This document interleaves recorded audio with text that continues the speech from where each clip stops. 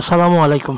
আলোক আইন ফাউন্ডেশন, এই ফাউন্ডেশনের অনেক কার্যক্রমের মধ্যে রক্ত সংগ্রহ ও এছাড়ার বিশেষ কার্যক্রম।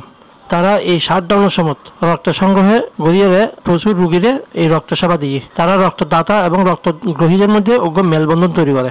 রক্ত গ্রহীতার সুবিধার্থে যারা দাতার লয় যোগাযোগ করিয়ে দাতারে রক্ত গ্রহীতার লয় সংযোগ স্থাপন করে দেয়। এই শাটডাউনের সময় বিভিন্ন প্রতিকূলতা এড়াইয়ে রক্তদাতা করে আয়ের রক্ত গ্রহীতা করে এই সেবা রান দিয়ে এই আলোক আইন ব্লাড ব্যাংকের মাধ্যমে আলোক আইন ব্লাড ব্যাংকের এই শাটডাউনের সময় প্রায় 2,500 মানুষ এই রক্ত সেবা পাইয়ে। যারা রক্ত দিয়ে ইতারাও খুব খুশি যে এই প্রতিকূল অবস্থাত রক্ত দিয়ে যারা রক্ত গ্রহীতা আছিল ইতারাও খুব খুশি।